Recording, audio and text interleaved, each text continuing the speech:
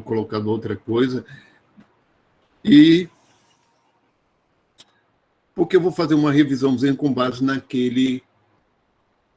Fazer um resumo do que eu estou pedindo ali naquele questionário ali sobre Aristóteles, método aristotélico, fazer uma comparação com o que aconteceu no começo da Idade Moderna.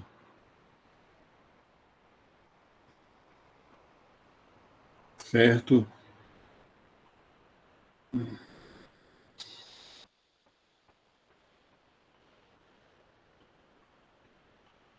E, vamos lá, eu vou compartilhar, apresentar a tela inteira. Da outra vez, numa janela não deu muito certo.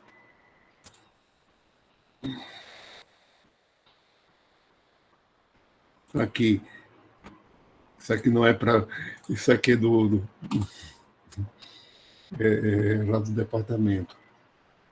Porque eu tenho usado, eu sempre aconselho para vocês a baixar isso aqui, que é o Firefox da Mozilla, vai dar o FPB.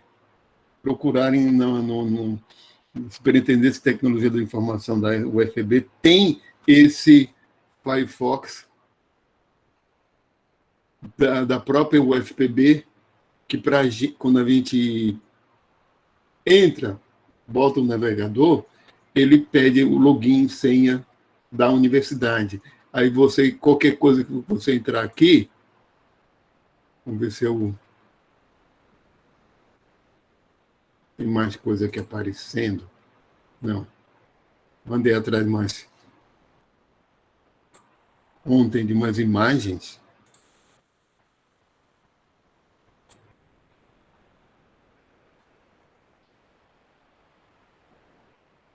Você pode entrar em qualquer site de... Nature.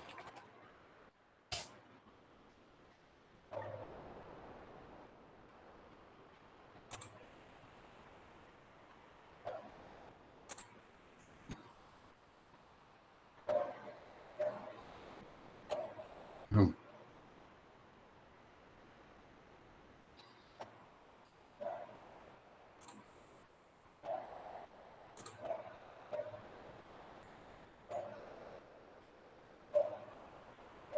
Isso aqui é rapidinho.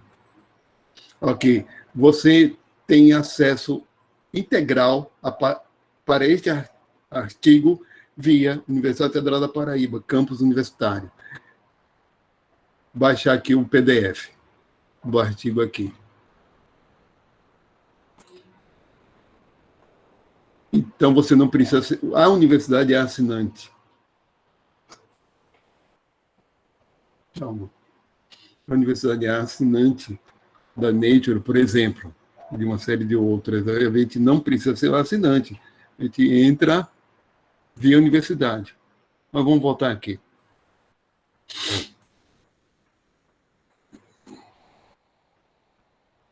Aqui. Vamos lá. Nosso laboratório de avaliação para a primeira unidade. Por que Aristóteles, ou melhor dizendo, o aristotelismo? Porque não foi exatamente a filosofia integral, literalmente, toda de Aristóteles que influenciou a Idade Média. Foi uma versão dessa filosofia, um aristotelismo. Alguns autores chamam de escolástica, que vem da escolástica aristotélica medieval. Sim? Licença, Gleica está pedindo para entrar. Ela não está conseguindo. Momento. Vou botar aqui. Permitir. Uma forma de evitar vocês ter que pedir a permissão cadê o Mozilla? Uma forma de evitar é justamente ter o e-mail que eu mandar o convite ser um e-mail acadêmico da universidade. Que é o que Professor, eu estou usando. mas eu entrei com o e-mail acadêmico e tive que pedir permissão. Mas você fez esse e-mail acadêmico, porque Aparece dessa conta não é do para pedir Cigarra. permissão, mas não entra com permissão, não. Entra direto. Espera aí. Vou ver aqui uma coisa para mostrar para vocês. Cadê? Portal do docente. Aqui, outros. E-mail institucional. Tem que cadastrar um e-mail aqui pelo Cigarra. Um e-mail institucional, e esse e-mail vai ter a extensão @academico.ufpb.br. Para esse do Google só vale esse, viu? Eu tenho o do DBM, essa conta não vale. Porque esse e-mail institucional aqui, quando a gente, depois de ter o Cigarra, certo? Tem que ficar com esses dois e-mails mesmo. Aí tem que cadastrar um e-mail lá que é fulano, ele sugere qual é, @academico.com, academico.ufpb.br. Não sei se por esse cadastro aqui, e-mail institucional, que eu já tenho pedro.pontes@academico.ufpb.br. Eu posso aqui alterar dado o e-mail institucional para entrar, porque aqui eu já tenho. Eu tenho pedro.dbm.ufpb.br desde o começo aqui. Eu não sei, porque para quem eu mandar no convite que tiver essa extensão @academico.ufpb.br, não precisa de pedir permissão. Eu não sei se tem alguma coisa errada, tá? Agora vamos lá. Comigo, professor, eu tentei várias vezes e eu até falei com a TI da UFPB e mesmo assim eu não consegui. Eu não estou conseguindo fazer, porque sempre que eu vou tentar, aparece uma mensagem lá, que é o OAuth, não permite eu fazer meu e-mail acadêmico. Não sei. Essas coisas assim da Superintendente de Tecnologia da Informação, eu realmente não sei o que. Tem que examinar cada caso, eu não sei o que. Porque eu sei que eu consegui fácil, sabe? Eu consegui fácil, mas vamos voltar aqui. Vamos voltar aqui. É o nosso laboratório de avaliação primeira unidade. Essa coisa do aristotelismo. Uma das coisas que a gente pode explicar, eu já ouvi autor falando assim, é que o aristotelismo é baseado no senso comum. É empírico, de fato, o aristotelismo é uma filosofia empírica, enquanto que o platonismo é racional, certo? Mas é um empirismo com racionalidade depois. A gente vai ver que é totalmente diferente do método experimental, que é empírico também, mas é um empírico com uma abordagem totalmente diferente mesmo. Por que empírico? Porque é baseado nos sentidos. Mas ele toma coisas dos sentidos como se fossem verdades evidentes. Coisa muito que ele considerava que era evidente, e a partir daí sai deduzindo. E isso é um método falho. Porque os nossos sentidos não são tão confiáveis no final das contas, como os racionalistas pensavam. Mas também a gente toma contato com a realidade a partir dos sentidos. Então, o método experimental resolve isso. Esse conflito entre sentidos e razão. A forma de resolver foi pelo método experimental que a gente vai ver, especialmente a partir dessa aula, né, que começa com Galileu. Galileu não desenvolve método experimental mesmo, ele desenvolve o conceito de experimento. Certo? Mas, olha, quer ver um exemplo de que seria bem da filosofia aristotélica? Vamos falar um exemplo comum. Se você... para Aristóteles, existia, sim, calor e frio, quente e frio, úmido e seco, como características dos seres. Tal ser é frio, tal ser é quente. Porque os nossos sentidos dizem isso. que existe frio e existe quente. Mas vocês sabem que para a física isso não existe. O que existe é energia térmica. Então, quer ver um exemplo que é bem comum para a gente? Um exemplo bom para turma de estudantes de ensino do nono ano, por aí. Se você tem num lugar frio, numa sala fria,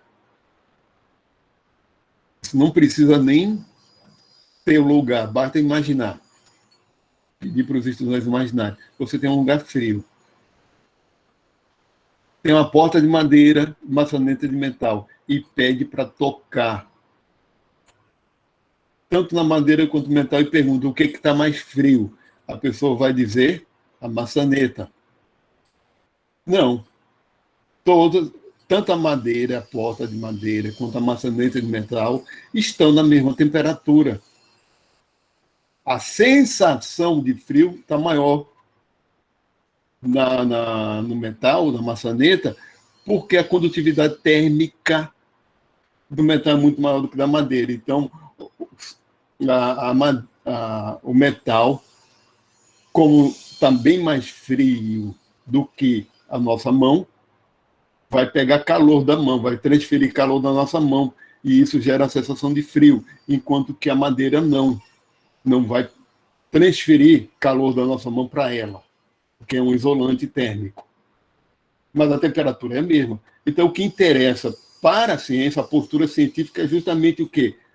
Não é o que a gente sente, certo? E sim dados objetivos como temperatura, e não mais a nossa sensação de frio, calor. O que interessa é uma medição objetiva. Então, o empirismo aí do método experimental é verificar qual a temperatura. A gente olhar assim, ver o termômetro e ver qual a temperatura marcando. E não o que a gente está sentindo.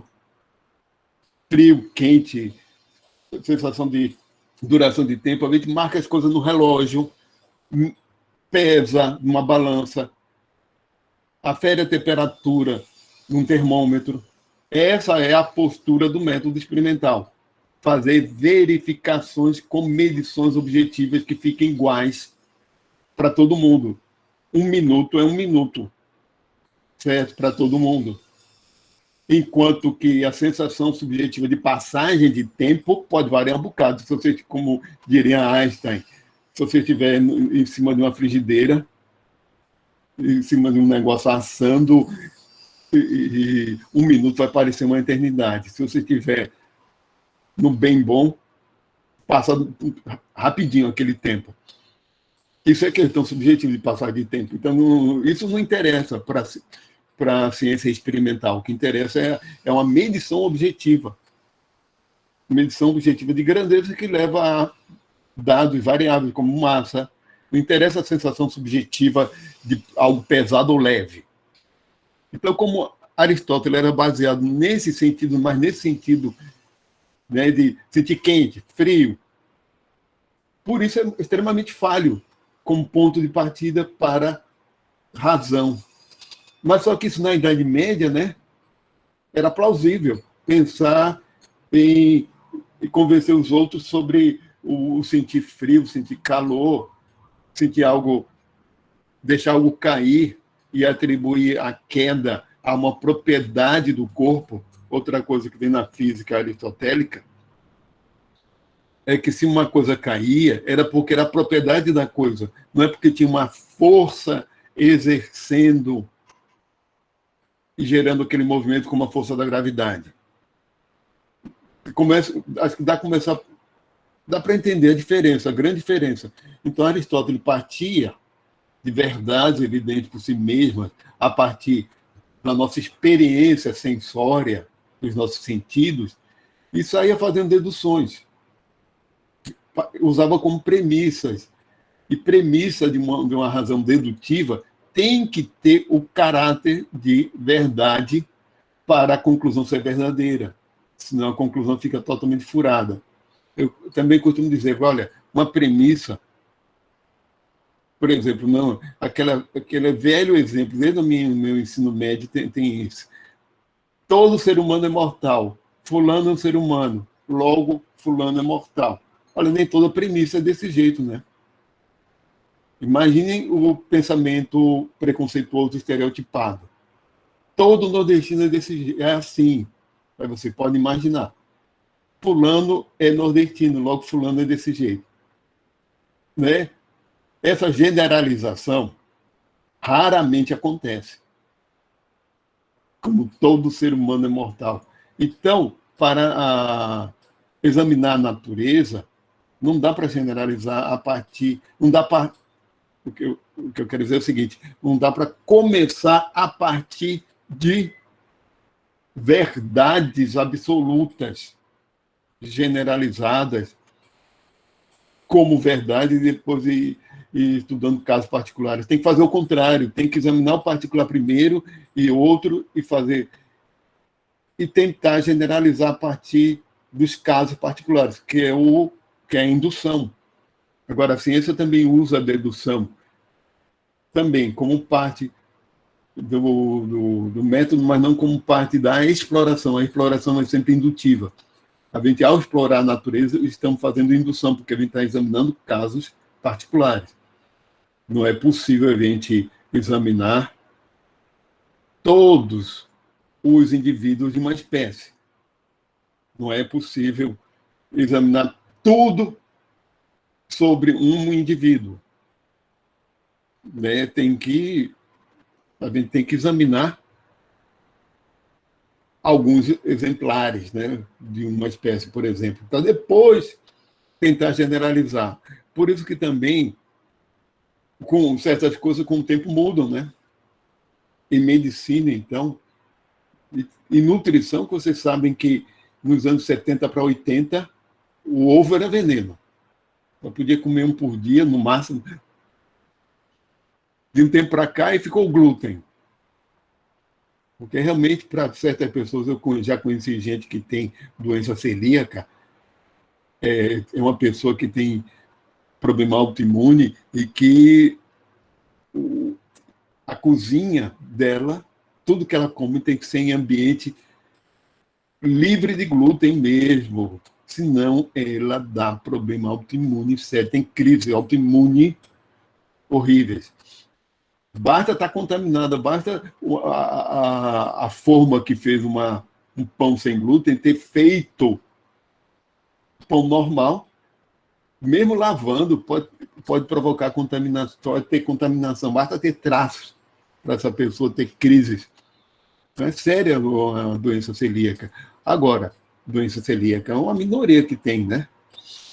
Realmente não pode nem ver, não pode nem sentir cheiro, digamos, de glúten.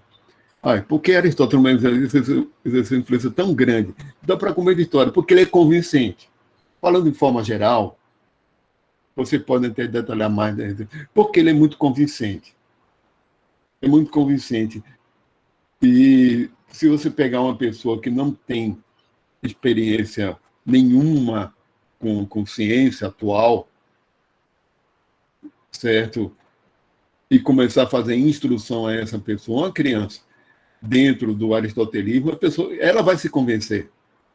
Porque tem a ver com a experiência ordinária, tem a ver com os sentidos, tem a ver com sentir, né? A gente também vê o sol nascendo, vê o sol se pondo, é fácil convencer alguém que o sol gira em torno da Terra. Não, o contrário.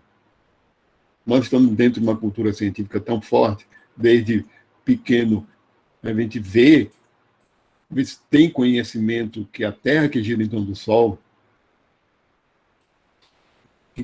né, que... Professor, Oi, fala. Oi, pode falar. o Luana tá pedindo para entrar. Vamos lá. Sempre me avisem, porque eu não estou vendo. Vocês sempre me avisem.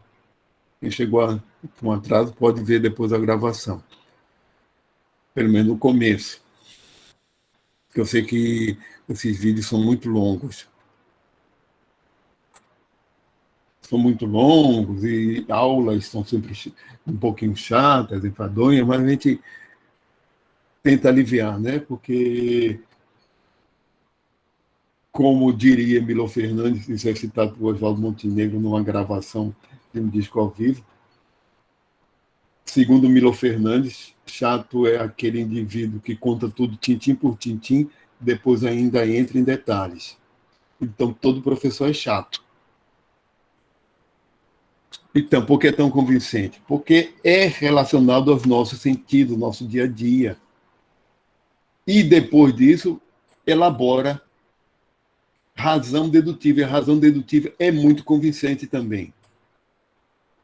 Porque não dá margem a razão dedutiva.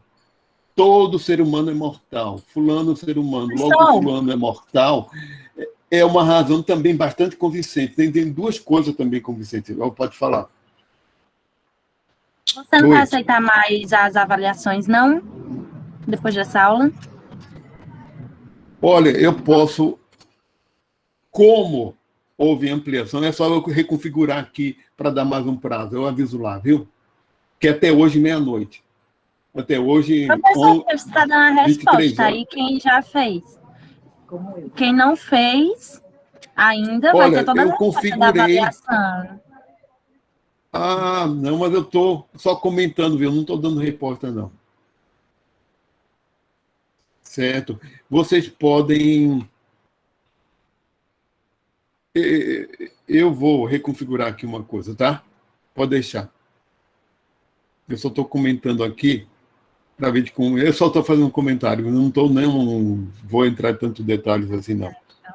Tá? Tá bom. Eu vou reconfigurar. Eu já falei isso aqui, quais eram, porque método. E porque isso tudo já respondi. E a questão do abandono, ao comentar isso, já falei tudo aqui. Tá bom, não vou entrar em tantos detalhes, eu só vou. É o seguinte. Vamos. Tem mais alguém que permitir.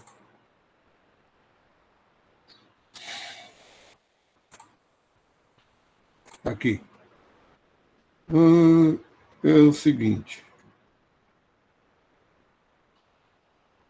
Como falei na aula passada, o abandono da filosofia aristotélica, isso eu já falei para vocês na aula passada, se começou por causa de influências de pensadores como Galileu, que disseram, não é bem assim, não é bem como Aristóteles pensava, que tem uma parte no documentário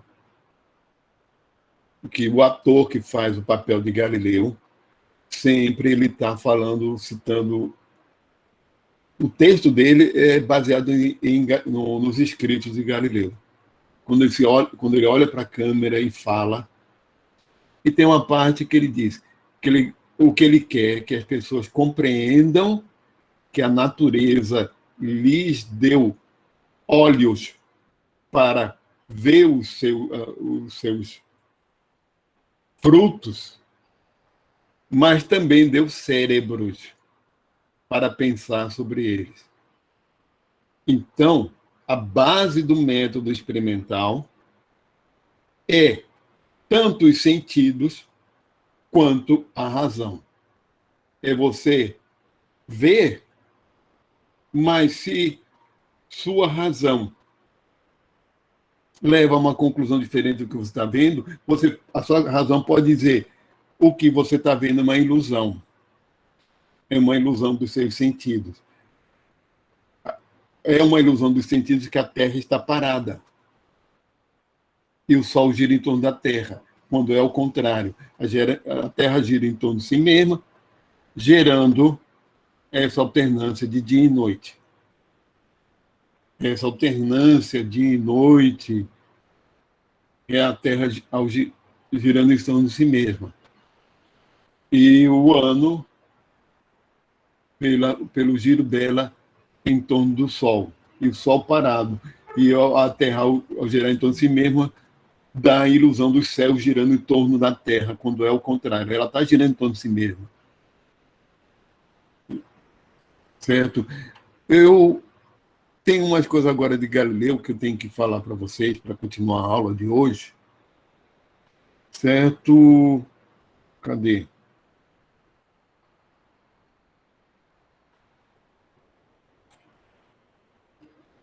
Isso aqui eu não falei direito.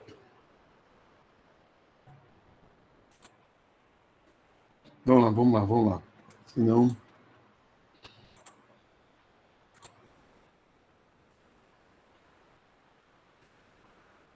Que eu não falei por que ele rejeita tanto Brahe quanto Kepler. Não deixei isso claro. Certo?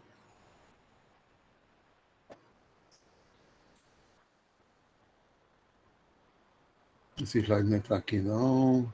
Está para outro canto.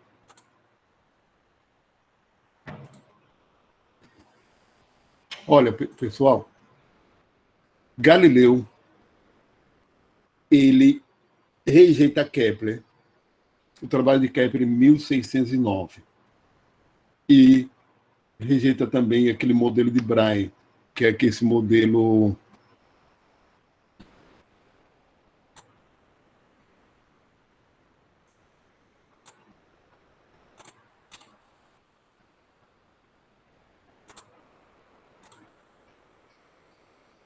Esse modelo em que as coisas...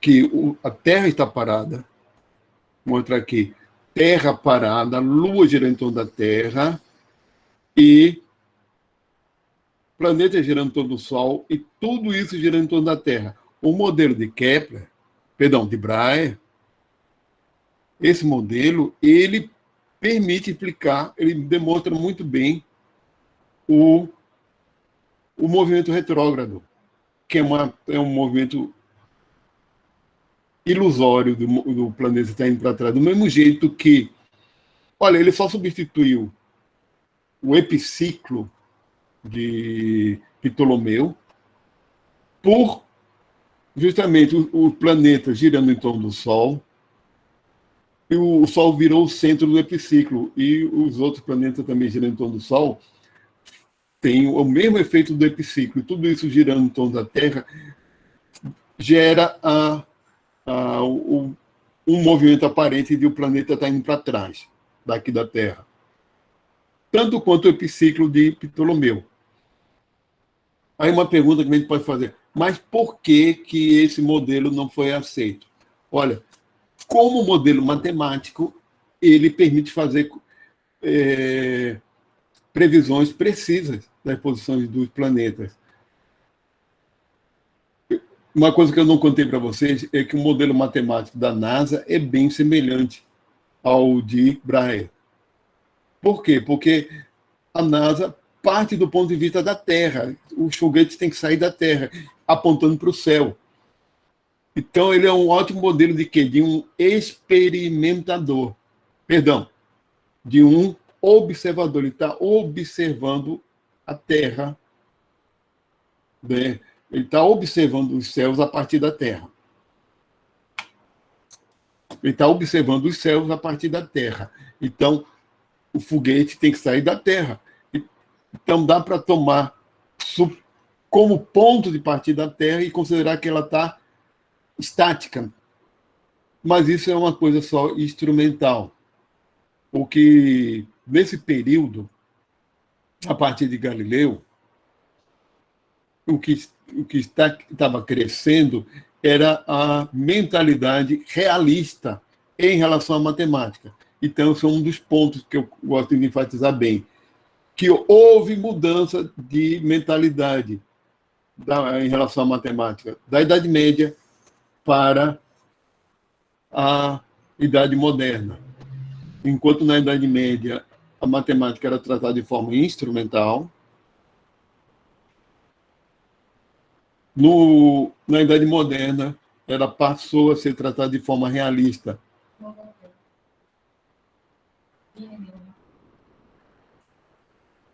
Ela passou a ser tratada de forma realista.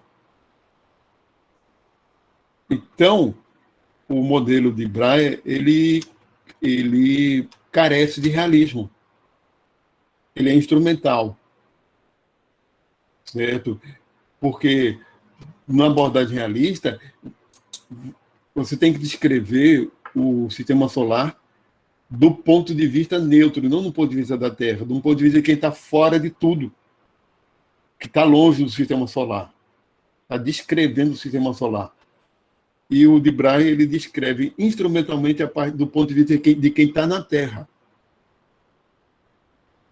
Certo? Então, o de Kepler, que acabou sendo vitorioso nos anos seguintes.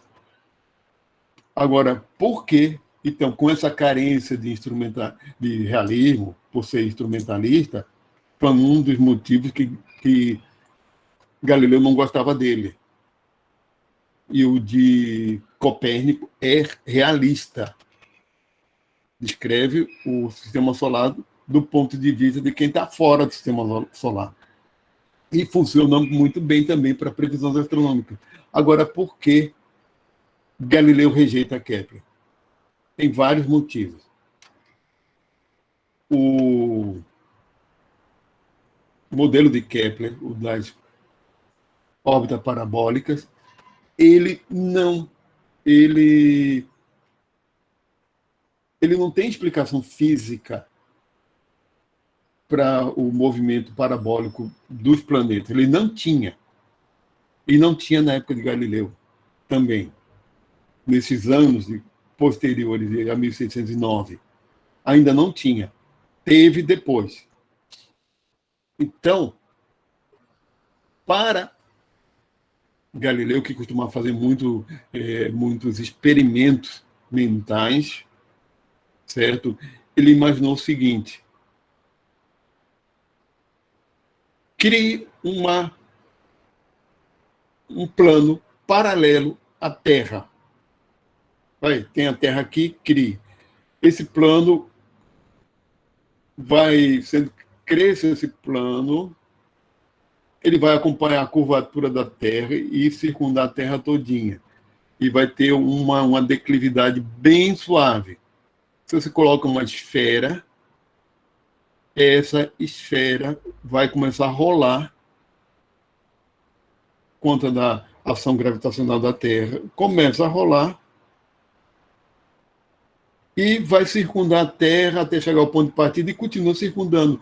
Então, essa esfera vai entrar, entre aspas, em órbita, num plano circular perfeito. Então, para Galileu, os planetas giravam em torno do Sol com uma analogia a isso que ele descrevia. Porque a gente tem um plano perfeito em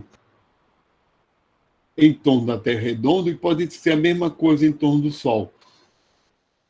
Galileu não desenvolveu um conceito de gravidade muito bom ainda, não tinha desenvolvido. Quem desenvolveu foi Newton, né? Então, seria um movimento circular constante. Sim, enquanto que Kepler não é constante, né? Ele tem aceleração quando se aproxima da Terra e desaceleração quando se afasta. Então, e a órbita é uma elíptica, a órbita elíptica. E Galileu não conseguia encontrar uma explicação para isso. Kepler explicava em termos de ação magnética. O Sol seria um grande ímã, do mesmo jeito que a Terra e os outros planetas, que entrariam numa espécie de órbita magnética. Que não foi uma explicação que tenha funcionado. Olha, logo depois da morte de Galileu, em 1642, um físico holandês, Huygens, demonstrou que movimentos circulares só podiam ser exercidos por forças externas, centrípeta ou centrífuga.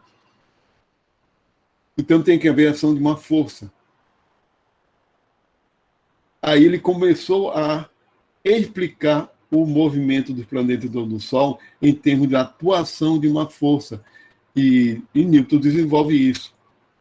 Tanto é que Newton tem que usar um modelo de Kepler para a força gravitacional, né?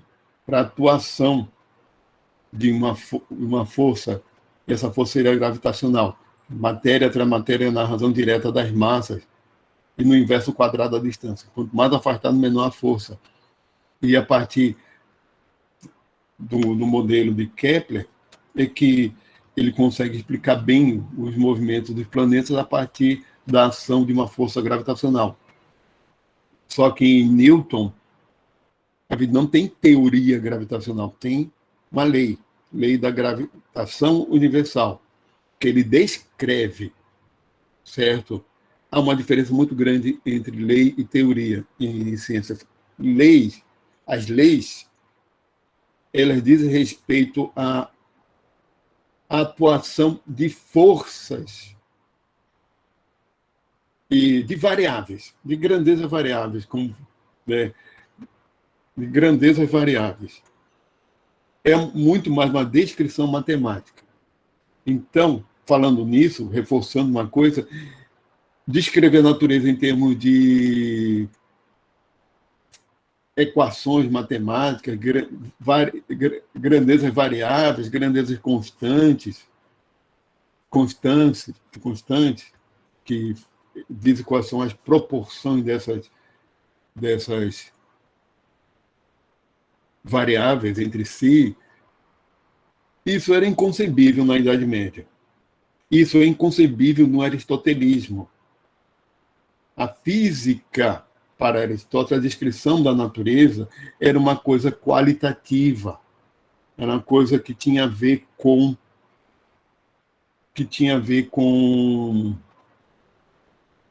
qualidades ocultas, qualidades manifestas. Então, o que está havendo aí no período moderno é uma mudança radical de pensamento. É uma mudança radical do pensamento, certo? E que vai desenvolver o método experimental e desenvolve uma nova forma de pensar, que é o mecanicismo. Que aqui eu tenho mecanicismo. A partir daqui. Então, vamos. O mecanicismo, ou filosofia mecânica, chamado mundo-máquina, foi a filosofia natural, ainda não temos ciência, que substitui o aristotelismo medieval. Foi realmente substituir isso logo após, perto da morte de Galileu, ela começa a se desenvolver, e ao longo do século 17 e 18 predomina. Ao longo do século 17 e 18 predomina essa filosofia. O que dizia essa filosofia? Vou colocar. Ela é consolidada logo após os estudos de Galileu. Vamos ver que tem mais. Século 17 e 18.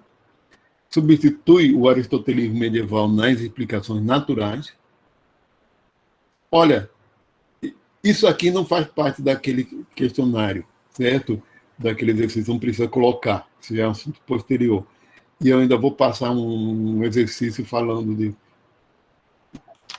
sobre tanto Galileu quanto o mecanicismo. Bom,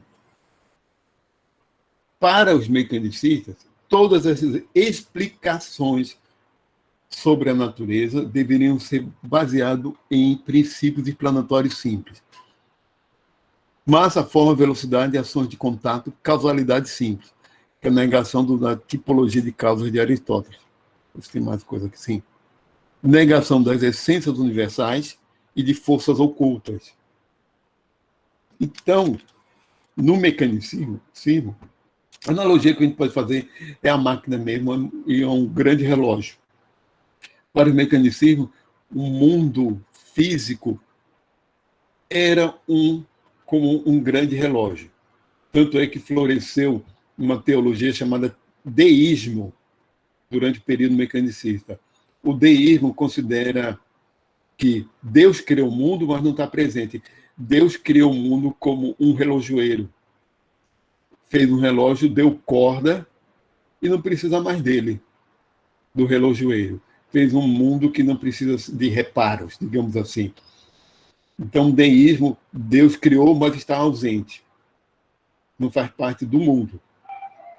É diferente do teísmo, que Deus está sempre presente, interferindo, e que as leis da natureza são leis emanadas de Deus, enquanto que no deísmo, não. Deus já adotou o mundo, digamos assim, fez um mundo independente. A gente vai vendo, vamos entender direitinho isso aqui. Qual é a grande diferença em relação à ciência natural? Hoje, né? Já do século XIX já houve diferença, mas, olha, porque uma das coisas é o seguinte: esses princípios planetários simples, eu vou logo adiantando uma coisa, não consegue explicar uma reação química. Não, muito menos a vida, os seres vivos. Eu estou logo adiantando isso. Por causa das ações de contato. Olha, isso aqui não explica o conceito de energia. O conceito de energia só surge no século XIX. Não tem conceito de energia, não tem conceito aí de campo, como campo gravitacional, campo eletromagnético. Não tem conceito de energia, e sim de força. Força de atuação de contato, força de você transferir não a energia, mas a força do seu braço para uma pedra na hora que atira a pedra. Por causa de uma ação de contato. Mas vamos. Então, massa, forma, velocidade, ação de contato, causalidade. Cor não interessa. Para uma bala de canhão não interessa a cor dela, né? Ela pode estar pintado de verde, ou sendo metal mesmo, está no metal, pode estar pintado de vermelho, que o efeito é o mesmo. Na parede, que ela depende da forma dela, da massa, da velocidade que ela atinge a parede e a ação de contato com a parede.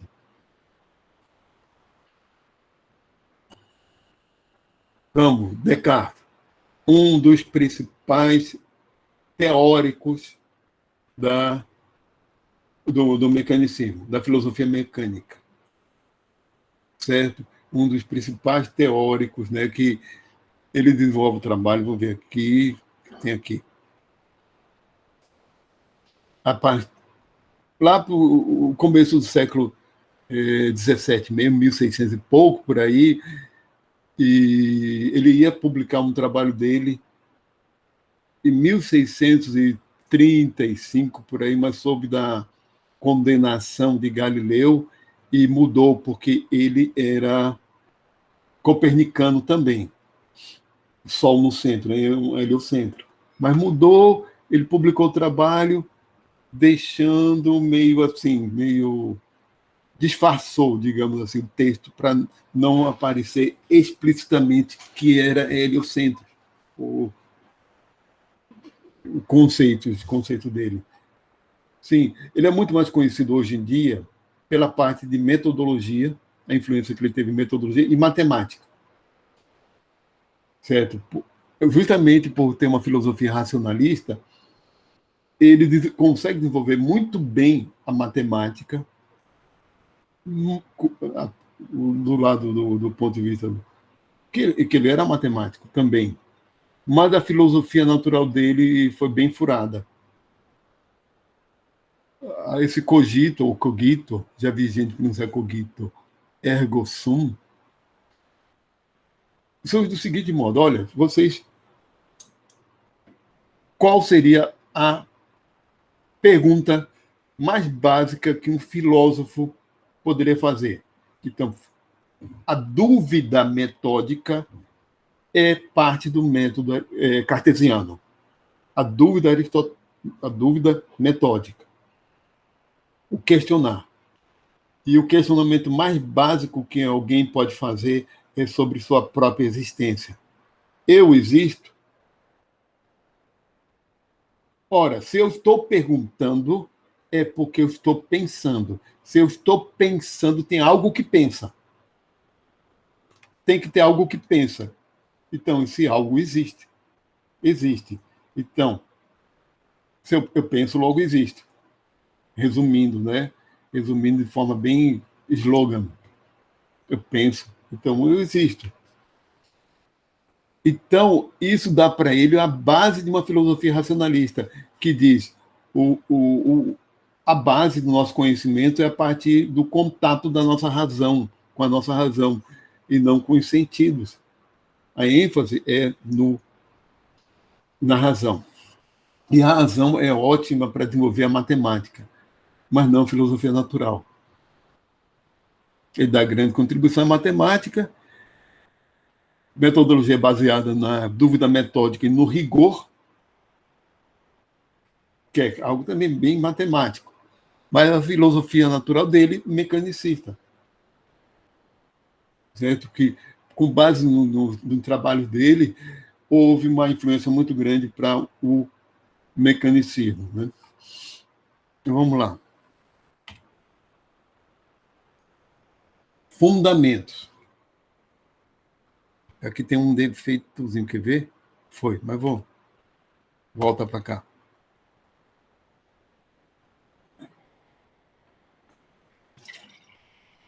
Vamos. Então, eles baseavam todo em quê? Em que tinha que ser as coisas, os movimentos, tinham que ser explicados em termos de ação de contato. Para haver ação de contato, não pode ter vácuo. Por isso que eu disse para vocês que não dá para ter conceito de energia, campo eletromagnético na filosofia mecânica, porque ela implica em ausência de vácuo para poder ter ação de contato de partículas, uma coisa empurrando a outra. Certo? Então, para ele, havia um princípio que é o princípio de conservação do movimento no universo. Dessas ações de contato gera movimento. E o movimento de um corpo é transferido para outro, que transfere para outro e acaba voltando para o inicial e retorna um ciclo, e que o movimento todinho do universo seria conservado. Vocês lembrem-se do princípio de conservação da energia. E no caso de Descartes, era do movimento. Foi o grande princípio de conservação criado por um pensador. Né? Foi o de movimento. Esses princípios de conservação têm base no seguinte, na ideia de que o universo é fechado. Se o universo é fechado, nada entra e nada sai. Então, deve ter grandezas físicas que se mantêm, que não podem nem aumentar e nem diminuir, porque o universo não vai perder, já que ele é fechado, nem ganhar, já que também ele é fechado. Então, como a filosofia natural dele era muito baseada nessa transferência de movimento, conta de ausência de vácuo, para explicar a formação do sistema solar,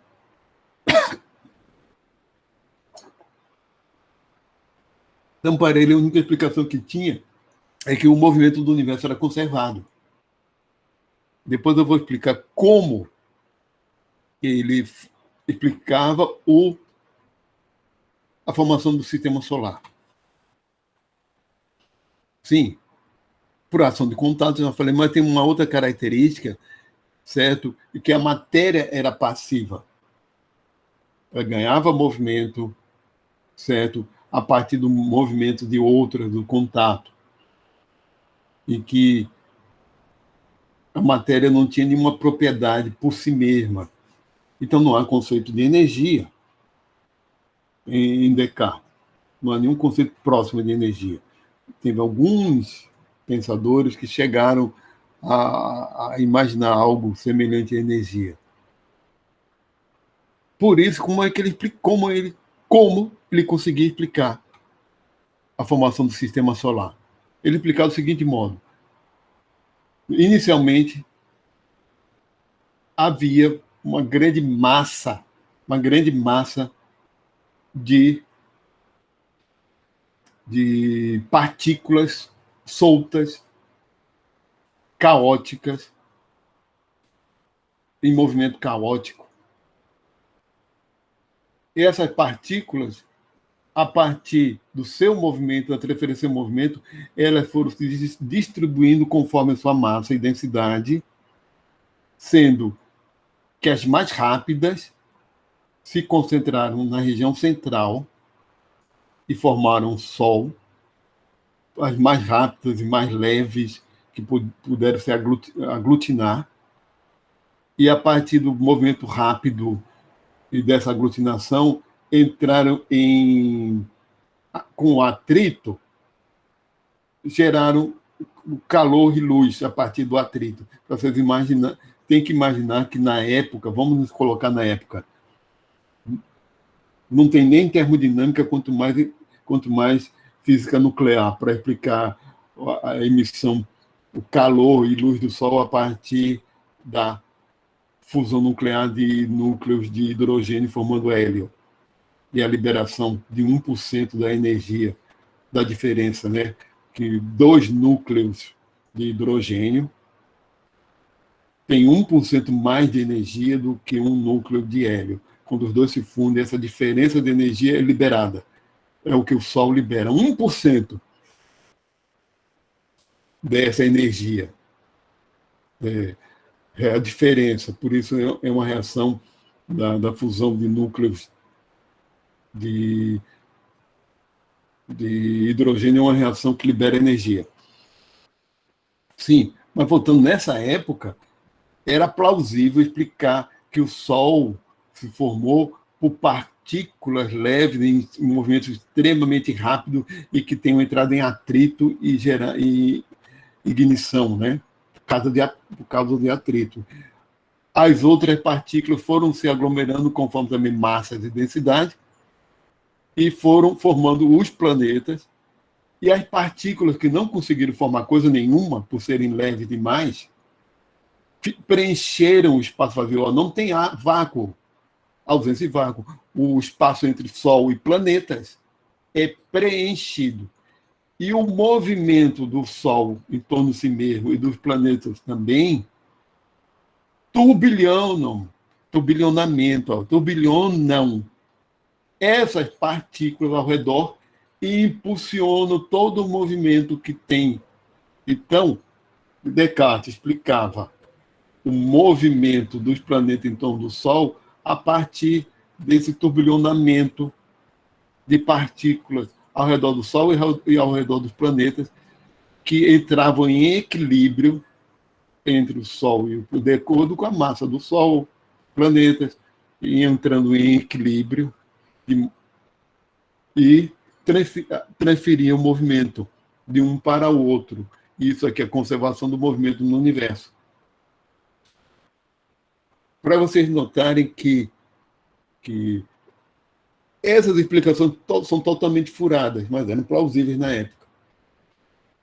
Certo?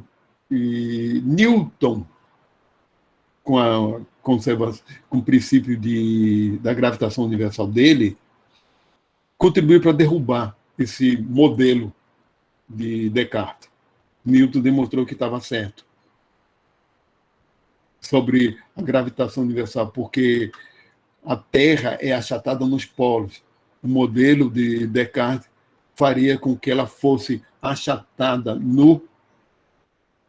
tivesse um alongamento, um achatamento discreto no Equador. Também esse modelo de Descartes implica que como é turbilhonamento ao redor da Terra, ao redor do eixo da Terra, implicaria que a ação gravitacional tinha que ser maior Tinha que ser maior na região do eixo, central ao eixo, e menor nos polos. Isso não acontece. As coisas não ficam mais leves porque estão indo para os polos da Terra. A gravidade é por igual. Não interessa o Polo Norte, Polo Sul, Equador. A gravidade é por igual. Então, vamos lá. Pierre Gassendi, também francês,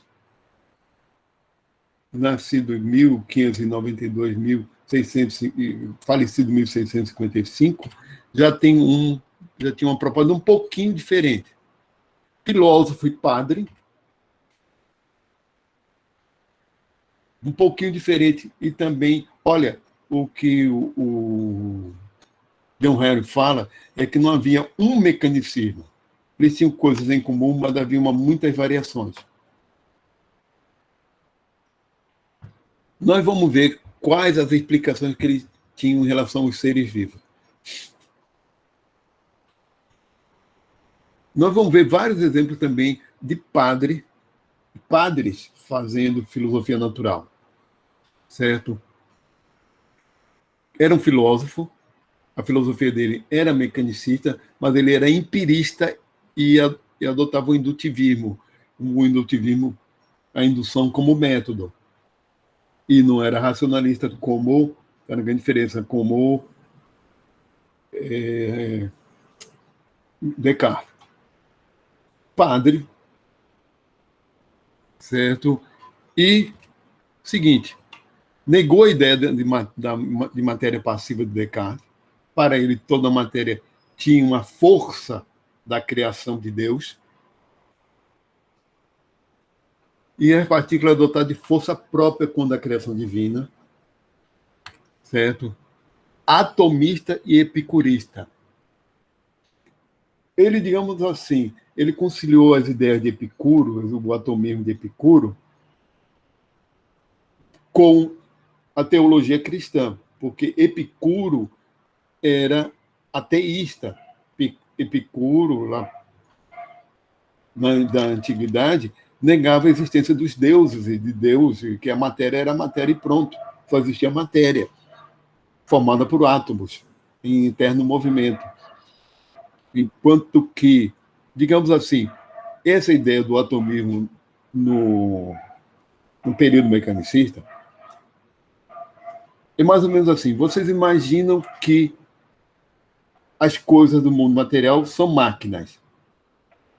Como explicar certos fenômenos se tudo é máquina? Então, eles retomaram o atomismo, considerando que os átomos seriam as menores peças dessas máquinas. Máquinas são formadas por peças, engrenagens, etc. E os átomos seriam as menores peças para eles. Peças invisíveis ao olho nu, que se decomporiam, se desconectariam e se reconectariam, formando coisas como... Para explicar a reação química. Só que, já disse para vocês que não dá para explicar reação química a partir do atomismo grego. Realmente não explica, porque a reação química não é uma recombinação de peças de uma máquina formando outra, senão assim haveria manutenção de certas propriedades, e isso não acontece. Mas isso a gente vai ver em química. Isso é século XVIII, tá? Conseguiu as ideias de Epicuro, o materialismo, com a fé cristã. E ele exerceu até muita influência, só que depois de séculos ele não é muito citado. Na época dele, ele era até mais influente, chegou a ser mais influente que Descartes, justamente porque o atomismo, nessa época, foi algo mais convincente. E era muito difícil de aceitar a ideia de matéria passiva. Vamos ver qual outro exemplo aqui. Vamos começar a ver mecanicismo e o estudo do ser vivo. Vamos. Primeiros exemplos que a gente está vendo de biologia. Primeiros exemplos, né? Olha, as explicações mecânicas para os fenômenos biológicos eram analogias à maquinéria em geral. Sempre tendia essas analogias. A circulação sanguínea por Descartes. Tem que dar uma explicação. Como é que Descartes explicava a circulação sanguínea? Para Descartes, o sangue, na circulação pequena, né, na pequena, era resfriado pelos pulmões, de lá, pela respiração, né, vai sempre mais frio que a temperatura corporal, pelo menos ele achava isso, que os pulmões serviam para resfriar o ar. Por isso eu perguntei, para que servem os pulmões? Qual é a função? Para que serve o ar para nós? Não se sabia na época. Tinha várias explicações, eu vou falar sobre elas. Certo? Então era plausível imaginar que o ar resfriava o sangue, o sangue chegava frio ao coração e lá encontrava, ao entrar no coração, encontrava um calor de um fogo ardendo sem usar a expressão dele, um fogo ardendo sem consumir, é o sentido de calor mesmo. Fogo que arde, mas não consome, vocês não levam as cinzas, é algo muito quente, mas não chega a destruir. Ao chegar nesse coração quente, o sangue frio se expandia e se expandia o coração até um certo ponto que provocava o colapso. Ele se expandia até um certo ponto. Ao colapsar, ao colapsar, expulsava o sangue e circulava no corpo todinho, depois ia para os pulmões de novo, e essa diferença de calor de temperatura entre pulmões frios e coração quente fazia sempre o ciclo retornar. O sangue saía quente do coração, circular pelo corpo, depois passava nos pulmões, resfriava, voltava frio e depois era requentado, né? Para retornar o ciclo. Ou seja, a diferença de temperatura entre pulmões e coração é que impulsionava. É uma aplicação bem mecanicista mesmo. Então, mas qual a função dos pulmões? Tinha gente na época como ele, que achava que servia para resfriar o sangue. A maioria não. A maioria achava que os pulmões absorviam a força vital do ar. A maioria achava que absorvia a força vital do ar. Mas para que servia o ar? Qual a relação do ar com o sangue? Tinha gente que achava que não tinha nenhuma relação. O próprio Harvey, que descreve adequadamente a circulação sanguínea, achava que o ar não tinha relação com o sangue, que eram coisas independentes. A maioria achava que o ar que o sangue pegava o princípio vital do ar. Ninguém imaginava que o sangue pegava um gás presente no ar e botava para fora o outro. Ninguém imaginava que isso acontecesse mesmo, certo? Por quê? Porque para eles o ar era um elemento simples, o ar era algo puro e não uma mistura de gases,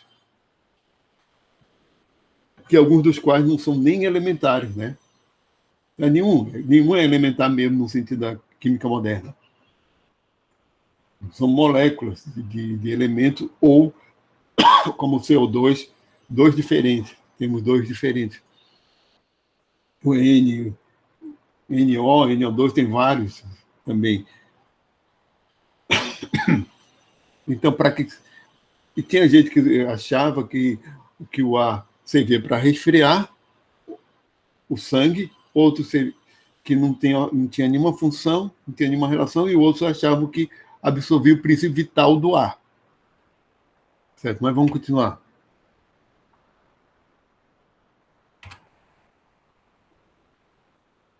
Olha, a parte mais interessante dessa época para a biologia foi o grande debate entre a pré-formação ou pré-formismo e do pré-formismo a gente tem o ovismo versus o animaculismo. Espera um instantinho. O grande debate foi esse, e depois Vou ver uma coisinha aqui, um instantinho.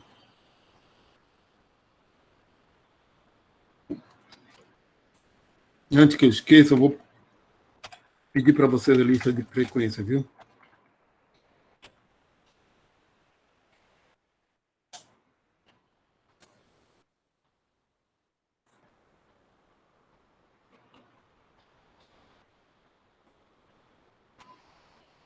Vou botar aqui a minha apresentação.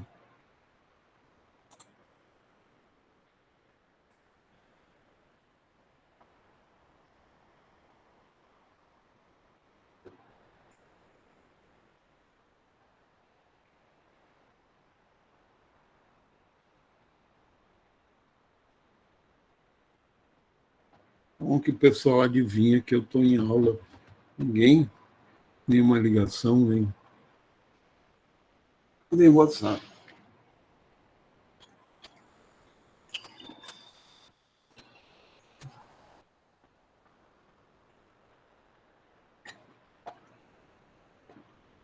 Como é que a gente consegue explicar a formação de um ser vivo novo usando os princípios do pré-formismo?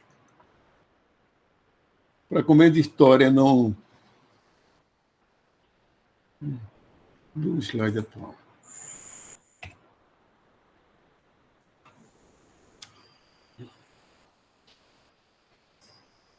Há duas grandes correntes, certo?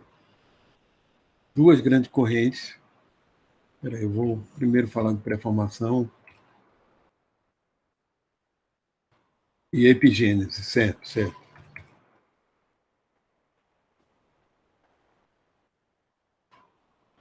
A epigênese, que eu vou falar daqui a pouco, e a pré-formação ou pré-formismo. Do pré-formismo, a gente tem duas vertentes, o ovismo e o animaculismo.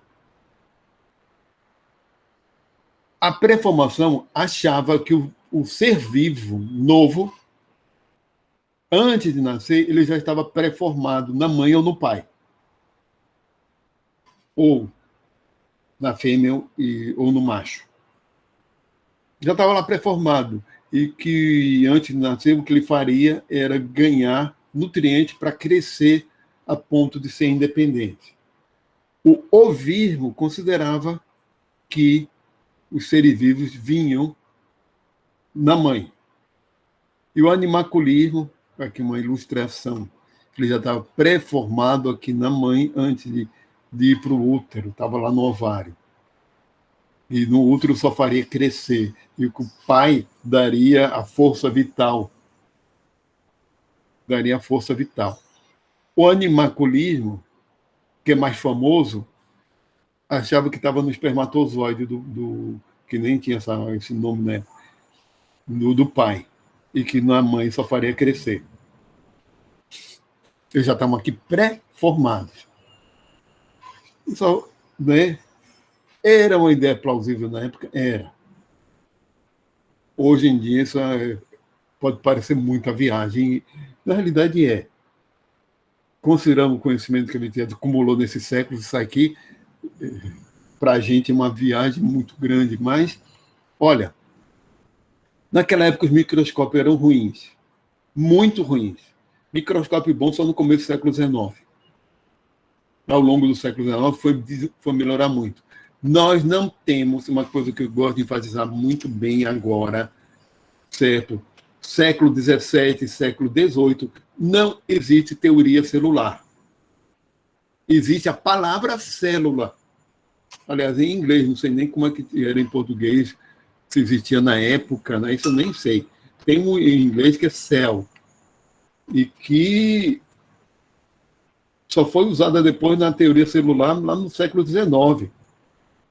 Então, o que o povo na época descobriu, com aqueles microscópios rudimentares, é que existiam seres vivos bem pequenininhos, invisíveis a olho nu. Era plausível na época imaginar um... Vocês podem notar que nessas imagens do animáculo, ou homúnculo, no caso do ser humano, que tem até dedinhos aqui. Cabeça, tronco e membros, até com os dedinhos, está tudo pré-formado aqui. Eles imaginavam até com unha. Então, do tamanho da cabeça de um espermatozoide. E que aí é um problema de escala muito grande, né? Tamanho de células, só células mesmo. Tamanho de célula, só célula, porque é uma escala de organização da matéria de um ser vivo. Que a gente tem que só é possível ter membrana celular daquele tamanho. Membrana celular não pode ficar menor. Certo? Então, o que a gente era plausível nessa época imaginar, e que ele entrava na mãe. No caso do animaculismo, o que eles imaginavam é que ele entrava assim no óvulo para começar o crescimento dele, e que no óvulo tinha uma válvula, algo bem mecânico. A válvula, tipo alçapão, quando o espermatozoide entrava, esse alçapão fechava e ele perdia a cauda, e lá dentro começava a crescer. Quando nasciam gêmeos é porque 2 entravam. Quando nascia alguém com uma deformidade é porque havia um acidente nessa passagem. A válvula fechava na hora errada e provocava uma mutilação no animáculo, e ele nascia com um defeito. Ou acontecia alguma espécie de acidente. O grande problema do preformismo foi explicar por que, então, no caso do animaculismo, por que todo filho não é a cara do pai? Pode ter mais traços da mãe ou ter uma mistura. Se ele está nascendo, só faz crescer na mãe. Aí eles davam uma explicação do tipo, por causa do crescimento dentro da mãe. E mesma coisa ouvimos. Dava esse tipo de explicação, esse tipo de hipótese ad hoc. Hipóteses não verificáveis, criadas para justificar resultados diferentes do esperado pela teoria. Não, é porque é a questão dos nutrientes, ou da força vital do pai, que foi inserida aqui, né? E que havia outros fatores, além do serzinho pré-formado, em que ele poderia mudar com o crescimento. Então, aqui exemplo de microscópio da época. O que de Hooke, o menorzinho aqui já, Robert Hooke, já no final do século, mesmo assim ele era ruim, em termos de qualidade de imagem. Esse aqui é o de Leeuwenhoek, na época, no começo dos anos 1600, aqui já do final. Comparado com se tiver aí comparado com palito de fósforo, vai ver como era pequenininho. Então, espera aí um instantinho. Então, aquela história do Hooke, do Robert Hooke, foi da época de Newton. Numa carta dele, que ele escreveu para amigos, ele se questionava por que a cortiça tem compressibilidade. Por que a cortiça há uma compressão, se às vezes não vê poros como se fosse uma esponja. Ele imaginou que tivesse poros microscópicos invisíveis a olho nu, e confirmou isso. A confirmação dele na cortiça aqui, ó, na imagem aqui, está muito... Manda aquele desenho de cortiça que ele fez, a imagem ao microscópio. Ele conta que cortou fatias mais finas o possível para poderem serem translúcidas, e viu aqueles poros bem organizadinhos, um do lado do outro, e batizou aquilo de célula em inglês, de cell, que é célula de prisioneiro, quartinho, célula com C, né? E não com S, que é de cavalo, que é o quartinho de prisioneiro, ou de monge, a cela. Certo? Compartimentozinho, aquilo ali, e não tem nada a ver com teoria celular. A teoria não tem nada a ver. Depois usaram a palavra célula, que seria um diminutivo de cela. Depois usaram essa palavra, porque a teoria celular diz que a base da organização fisiológica e anatômica dos seres vivos é a célula. Que todo ser, para ser vivo, tem que ter pelo menos uma célula. A base é a célula. Certo? Certo? Que é uma questão de como a matéria consegue se organizar para gerar vida. A base inicial, a menor forma de ser vivo possível é a partir da célula. E como ela está organizada. Em que, do tamanho de células, são células mesmo. Não tem que ter como...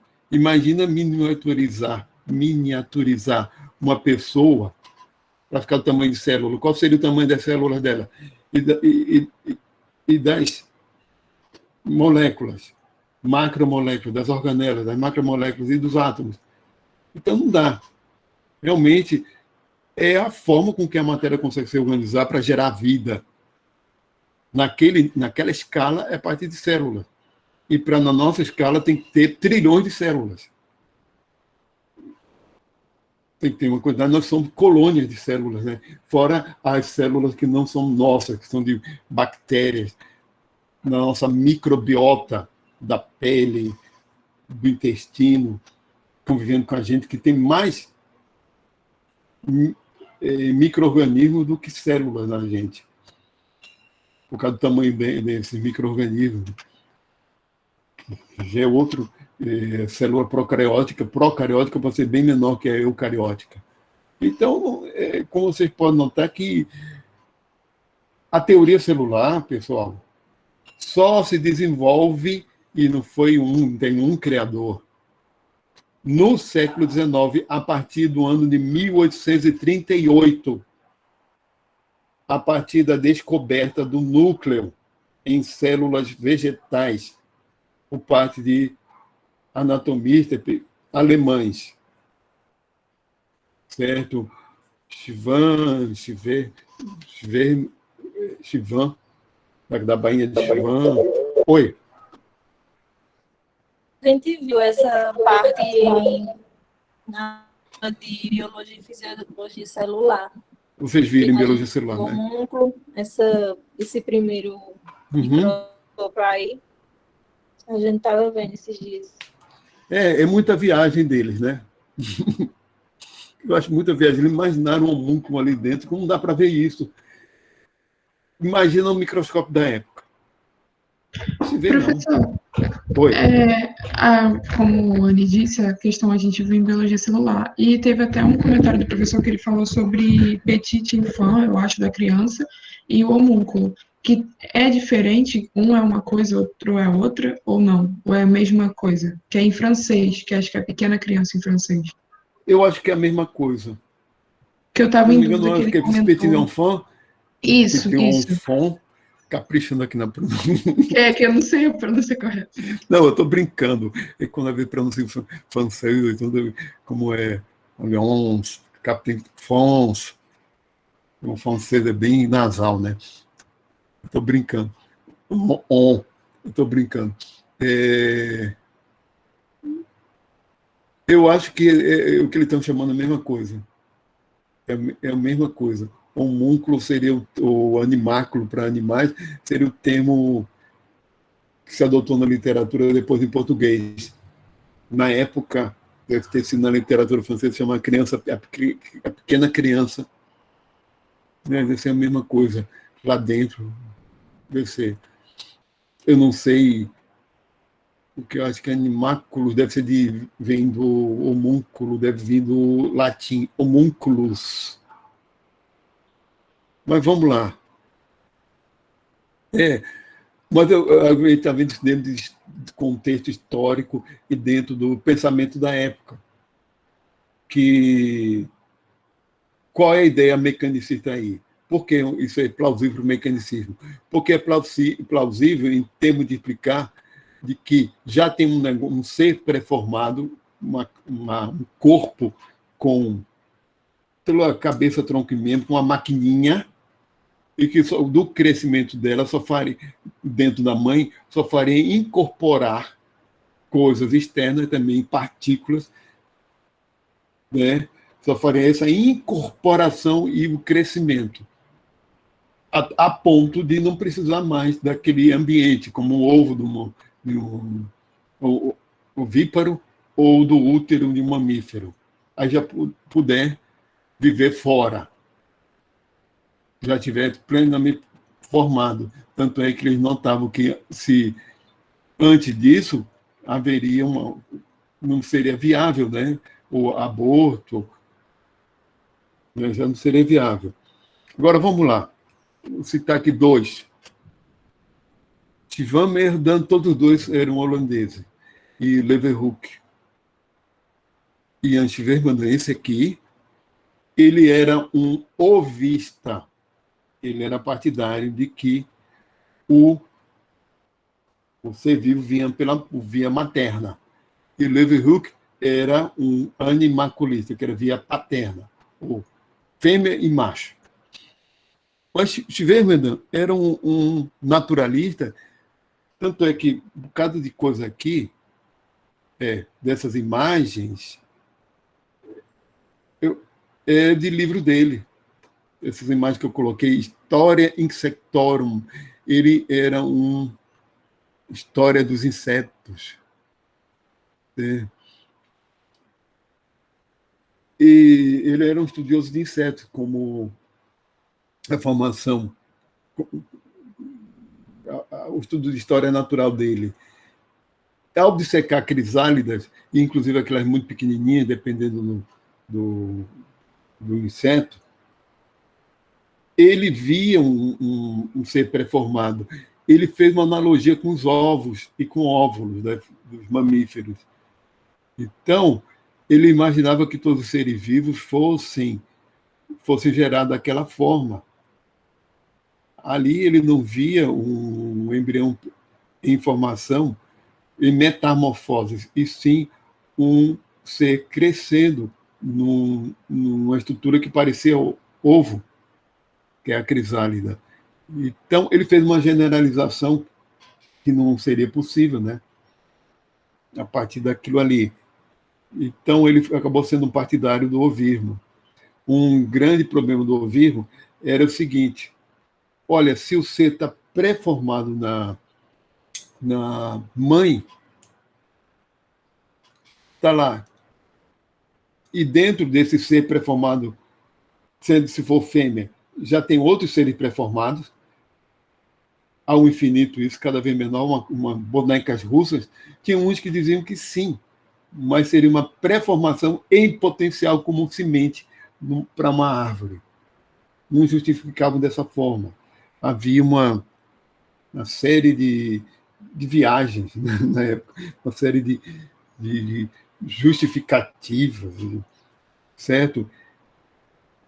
Esse era o grande problema do ovismo. E no animaculismo, o grande problema era que no sêmen do macho tem muito espermatozoide.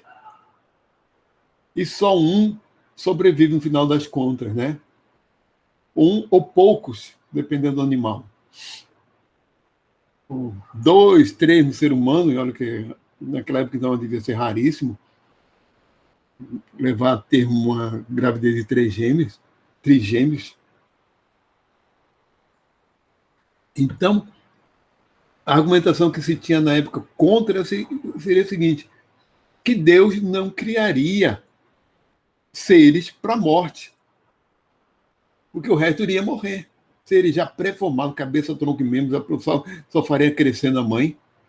Milhares, ou podendo ser milhões, para morrer em cada ejaculação do homem, do macho. Cada uma delas teria milhões de seres pré-formados. Isso era meio também difícil de imaginar, que teria milhões de seres pré-formados em cada ejaculação do macho. E só pouquíssimas vingariam ao longo de toda a vida dele. Então, realmente, o ovismo, aceitar que era por parte da mãe, era mais palatável na época. Foi mais aceito do que o animaculismo. Foi mais aceito, sim. Outra... Oi. Quer dizer que no animaculismo eles acreditavam que Deus não criaria seres para a morte. E sim, era a isso contestação. É porque quando for homem geral, não sei, da vida, milhões de seres. É para cada ser que vive, né? que cresce, que nasce, milhões morrem.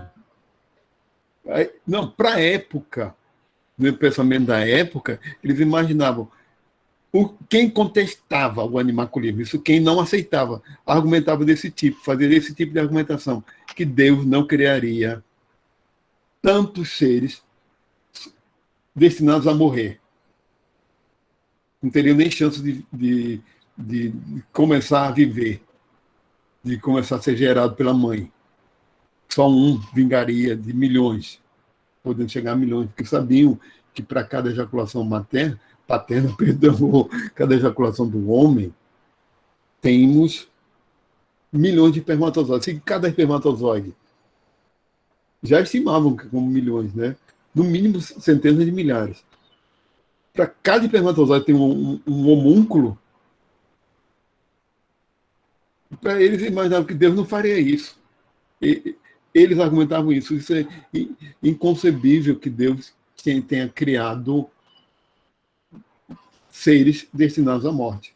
Porque, enquanto que via materna, eles achavam que para o óvulo que chegava lá, que vinha com o homúnculo, era fecundado, e que só quando também eles imaginavam que havia eliminação via menstruação.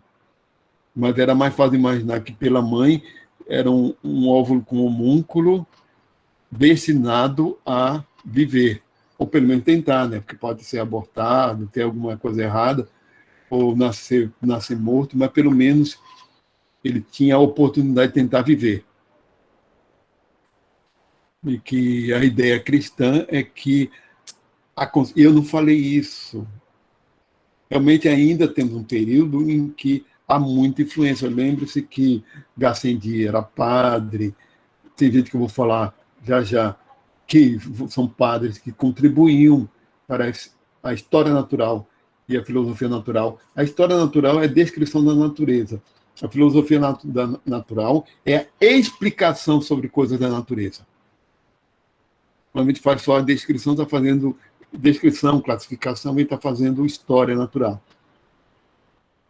Então, quando parte para explicar, a gente está fazendo filosofia. Quando, nessa época, havia, sim, tinha ainda que haver, digamos assim, harmonia dessas explicações da filosofia natural com princípios teológicos. É só a partir de Pascal, do final do século XVIII, só a partir do século XVIII que se começa a publicar coisas e que Deus não entra na explicação, que não leva em conta. Então, para eles era um absurdo achar que Deus tivesse criado. Então, por isso, o animaculismo ele não era tão popular. Pouca gente aceitava o animaculismo do Leeuwenhoek, pouca gente aceitava. aceitavam mais o ovismo, via materna, certo? Que a coisa era via materna. Uma outra forma de explicar é a epigênese, certo? Uma outra forma de explicar o desenvolvimento embrionário na época.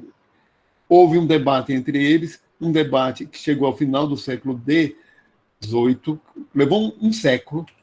Tem gente que diz que...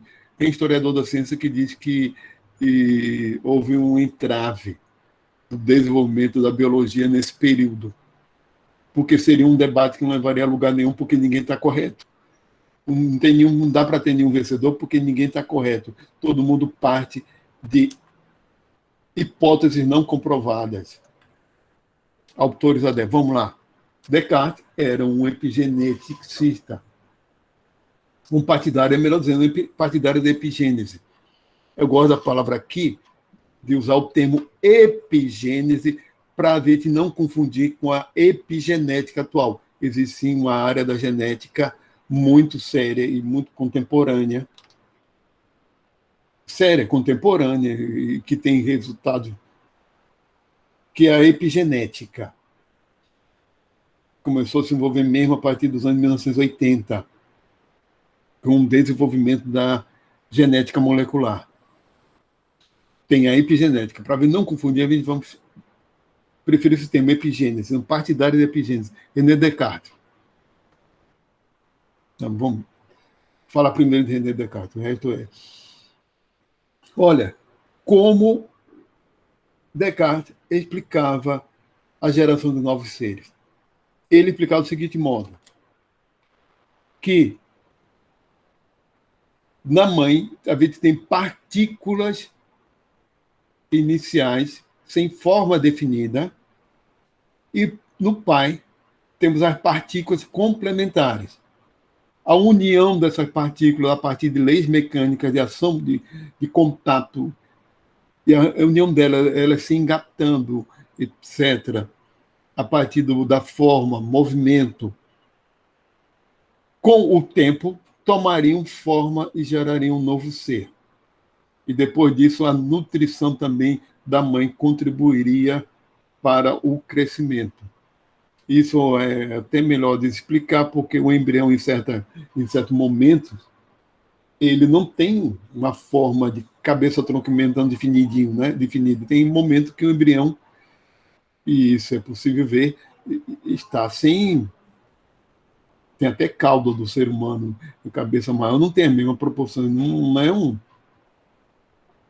ser de cabeça, tronco e membros, né? Então ele achava que partículas sem... no caldeirão ali, sem forma definida, se reuniria no útero da mãe com o sêmen do pai. Então, a epigênese considerava isso, que não haveria um ser pré-formado, e sim o agregamento de partículas que estariam presentes na mãe e no pai. E seriam sem forma definida. E que essa reunião que daria a forma. Certo? Eu não falei para vocês a questão da alma em Descartes. Voltando a falar em Descartes. Como o corpo é máquina, como é que dá para explicar o intelecto? A sensação subjetiva de existência, a consciência, que é o conhecimento em primeira... Lembre-se que o conhecimento em primeira pessoa é o qualia. Como é que daria para explicar? Eu olhar para uma parede branca e ver o branco, a sensação subjetiva, ou o som, ouvindo aqui o som da minha própria voz. Né? Se eu ouvir uma gravação vai ser diferente. Mas existe a aplicação física, mas a gente já tem, mas está tentando ter a explicação neurobiológica para isso. De qualquer maneira, a explicação é diferente da sensação subjetiva, né? O experimentar o som é diferente do conhecimento sobre o som. Ondas, do que a gente ouve na cabeça é algo totalmente diferente de ondas propagando pelo ar e fazendo vibrar a cóclea, fazendo vibrar aqui o receptor dentro do ouvido. É algo totalmente diferente. Como é que poderia explicar? Aí Descartes apela para a existência da alma imaterial, criada por Deus. É porque no corpo nós temos abrigada, dentro do corpo, máquina, nós temos uma alma imaterial. E a parte divina do universo é uma parte imaterial, uma parte que não é da matéria. Então tem uma dicotomia, a famosa dicotomia cartesiana entre corpo e alma, que era plausível na época e foi até o século XIX, e a Igreja usou, a Igreja Católica usou em muitas explicações. A ciência cuida do corpo, da matéria, e é bem sucedida com questões da matéria, mas nós cuidamos da alma e de Deus, que é imaterial, que está além da matéria. Então, uma consequência é a seguinte: para ele, só o ser humano tinha alma, porque só o ser humano demonstra ter raciocínio. Os outros seres seriam como máquinas. Então, os outros seres não teriam qualia, não teriam a sensação subjetiva, e sim apenas reações mecânicas a estímulos externos. Em outras palavras, animais não têm alma, do mesmo jeito que plantas não têm alma. Então, plantas não sentem, animais também não.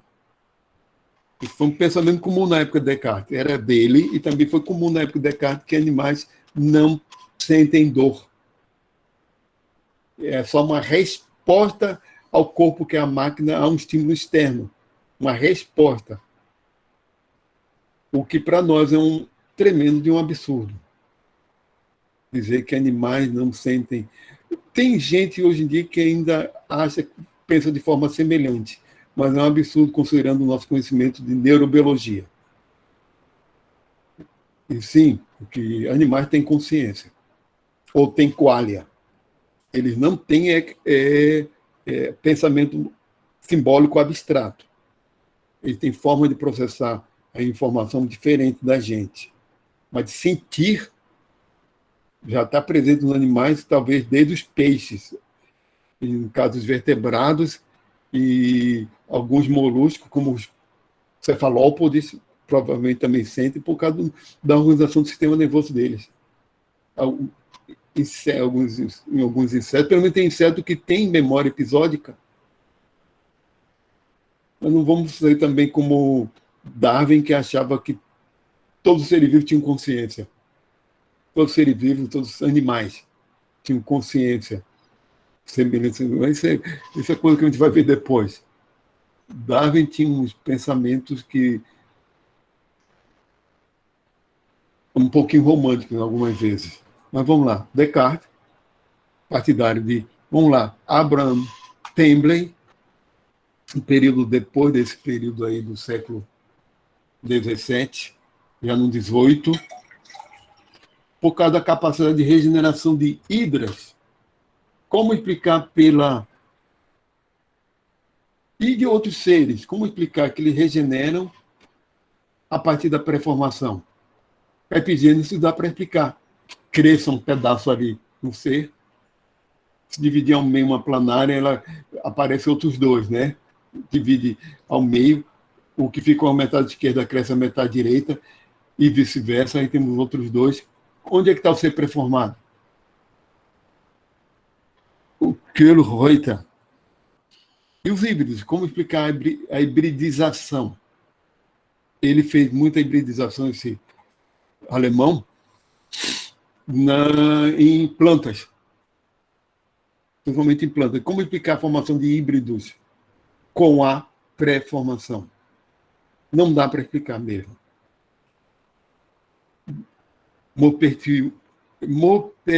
Tui.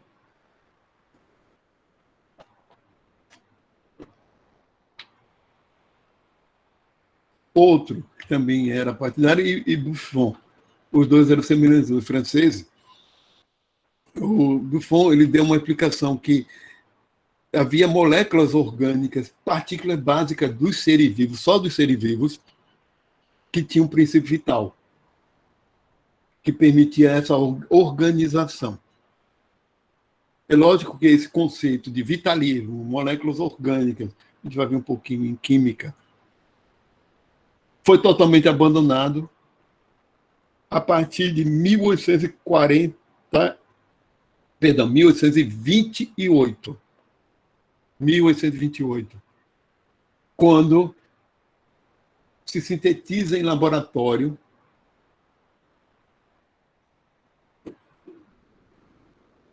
Wöhler, o nome do alemão, conseguiu sintetizar em laboratório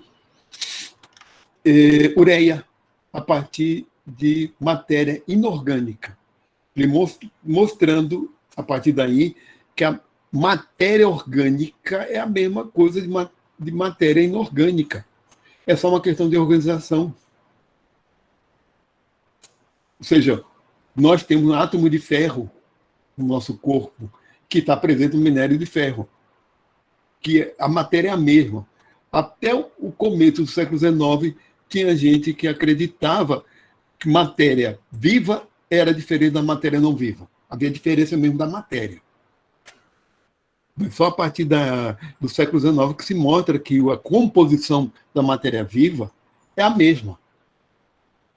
Só a diferença de organização tem muitos elementos químicos que não estão presentes. Olha, tem muitos elementos químicos que não estão presentes no ser vivo, que o ser vivo realmente só são 27 elementos, se eu não me engano, a não ser que tenha revisto esses dados. Se for 28, 29 no máximo, pelo menos não é muito mais do que isso. 27, que tem muito elemento químico. Chumbo, por exemplo, que não faz parte do ser vivo, mas o ferro que faz parte é o mesmo que está lá em ligação à hemoglobina, é o mesmo ferro que está no óxido de ferro no minério. Né? E quanto mais outros elementos que são majoritários, como carbono, hidrogênio, oxigênio e nitrogênio. E tem forma também que tem bastante, mas de forma um pouquinho secundária, o fósforo e alguns outros. Né? Então, eu vou dar um intervalo agora, porque esse debate é sobre geração espontânea, que acontece no século XVIII, foi uma consequência também. É uma consequência desse debate entre... Olha, isso foi uma consequência do debate entre pré-formistas e partidários da epigênese. Certo? E como é que surgem os primeiros seres vivos? O ser vivo começa a surgir por geração espontânea ou de um ser vivo pode gerar outro. Os partidários da epigênese tendiam a aceitar a geração... Certo, tá bom. Os partidários da epigênese tendiam a aceitar a geração espontânea, não obrigatoriamente. Os pré-formistas achavam que um ser vivo tinha que vir de outro ser vivo. Então, rejeitavam a geração espontânea. Houve esse grande debate aí que a gente vai falar depois do intervalo, certo? Para a apresentação.